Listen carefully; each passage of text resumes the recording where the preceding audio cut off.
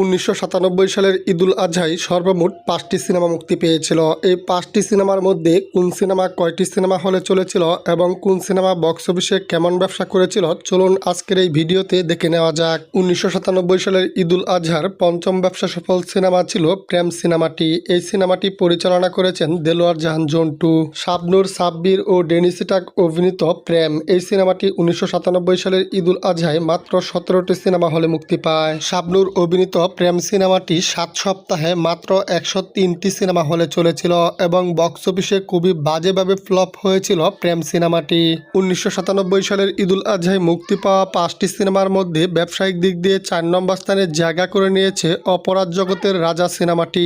জয়, বিজয় ও কাঞ্চি অভিনীত অপরাধ জগতের রাজা এই সিনেমাটি 1997 সালের ঈদুল আজহায় মাত্র 18টি সিনেমা হলে মুক্তি পায়। নাজমুল হুদা মিন্টু পরিচালিত অপরাধ জগতের রাজা এই সিনেমাটি 7 সপ্তাহে মাত্র 115টি সিনেমা হলে চলেছিল।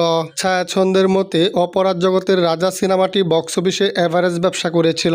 তবে সিনেমা হলের সংখ্যার তুলনায় স্পষ্ট বোঝা যাচ্ছে অপরাধ জগতের রাজা সিনেমাটি 1997 সালের ঈদুল আজহায় মুক্তির পর বক্স অফিসে খুবই বাজেভাবে ফ্লপ হয়েছিল। 1997 সালের ঈদুল আজহায় মুক্তি পাওয়া 5টি সিনেমার মধ্যে ব্যবসায়িক দিক দিয়ে 3 নম্বর স্থানে জায়গা করে নিয়েছে প্রেম পিয়াসী সিনেমাটি। সালমান শাহ, শাবনূর অভিনীত প্রেম পিয়াসী এই সিনেমাটি 1997 সালের ঈদুল আজহায় রেকর্ড পরিমাণ 57টি সিনেমা হলে মুক্তি পায়। প্রেম পিয়াসী সিনেমাটি দ্বিতীয় সপ্তাহে 56টি সিনেমা হলে চলে, তৃতীয় সপ্তাহে 35টি সিনেমা হলে চলে। প্রেম পিয়াসী সিনেমাটি চতুর্থ সপ্তাহে মাত্র 16টি সিনেমা হলে চলে। তার কারণ চতুর্থ সপ্তাহে সালমান শাহর আরেকটি ছবি মুক্তি পেয়েছিল আনন্দ অশ্রু, এই জন্য প্রেম পিয়াসী সিনেমাটির হল কমে যায়। তো যাই হোক, প্রেম পিয়াসী এই সিনেমাটি মাত্র 4 সপ্তাহে 166টি প্লাস সিনেমা হলে চলেছিল। ছায়াছন্দের মতে প্রেম পিয়াসী সিনেমাটি বক্স অফিসে এভারেজ ব্যবসা করেছিল, কিন্তু প্রেম পিয়াসী সিনেমার পরিচালক ও প্রযোজক রেজা হাসমত স্যার বলেছেন প্রেম পিয়াসী সিনেমা থেকে উনি পেয়েছেন প্রায় 3 কোটি টাকার উপরে। তার মানে স্পষ্ট বোঝা যাচ্ছে প্রেম পিয়াসী সিনেমাটি বক্স অফিসে কোনো মতেই এভারেজ ছিল না। প্রেম পিয়াসী সিনেমাটি বক্স অফিসে সুপারহিট ছিল। তাছাড়া প্রেম পিয়াসী সিনেমাটি এখনও বিভিন্ন সিনেমা হলে চলে। গত 4-5 বছরের মধ্যে প্রেম পিয়াসী সিনেমাটি প্রায় আরও 150-এর উপরে সিনেমা হলে চলেছে।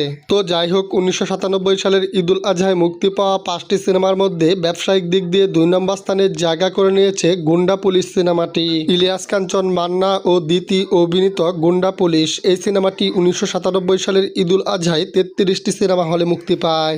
শওকত জামিল পরিচালিত গুন্ডা পুলিশ সিনেমাটি মাত্র 12 সপ্তাহে 330টি প্লাস সিনেমা হলে চলেছিল।